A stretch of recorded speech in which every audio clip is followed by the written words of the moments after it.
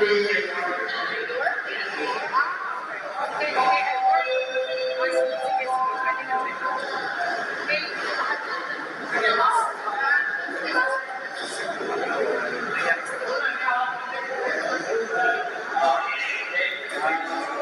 2 weeks ay bumalik na si Jinky at Manny sa Pinas galing ng LA.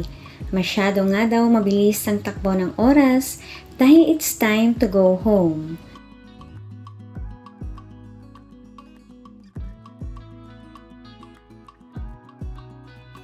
Ibinahagi ni Jinky na ang nakasabayan niya sa pag-uwi ay ang dati niyang amo noong siya ay nagtatrabaho pa lamang.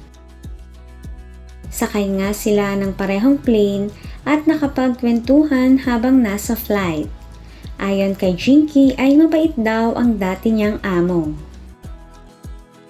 Nakakamiss tingnan na dating empleyado si Jinky pero ngayon ay isa na din siyang boss ng kanyang mga angels sa kanilang mansyon at negosyo. Sabi nga sa kasabihan ay bilog ang mundo at hindi habang buhay ay nasa baba ka. Tulad ngayon ay nakakaangat na si Manny at Jinky. 2 weeks ang tinagal nila sa LA, bumiyahe sila patungo dito para suportahan ang boxing fight ng panganay na si Jimuel.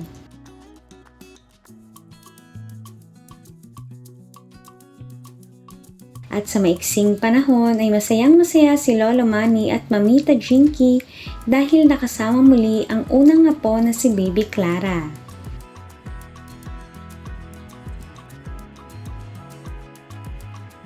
Namimiss na nga daw nila kaagad ang apo at looking forward sila na makapagbakasyon sa Pilipinas ang binubuong pamilya ni Jimuel.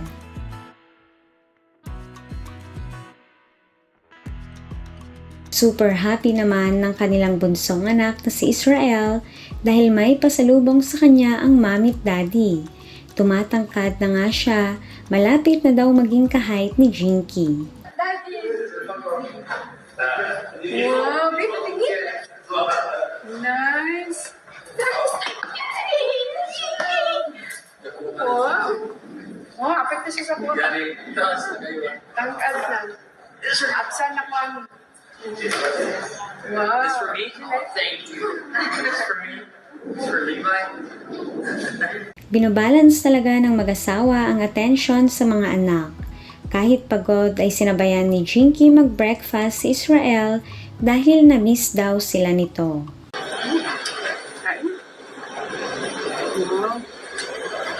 At hindi lang anak ang may pasalubong, maging ang mga angels nila sa bahay ay may pasalubong na mga perfume. Pasok na may mga atraso. Mga atraso na may regalo pa rin. Thank you, Mom. Salubong namin. Thank you. Galing LA. Thank you, Lord. Gamitin niyo na para mabango mga ano. Salud. Thank you, Ma'am. Thank you so much, Mom. May for you. Thank you, Madam. Thank you so much. Napaka-generous talaga nila at hindi nakakalimutang bigyan ng mga kasama sa bahay. Napakabait nilang amo.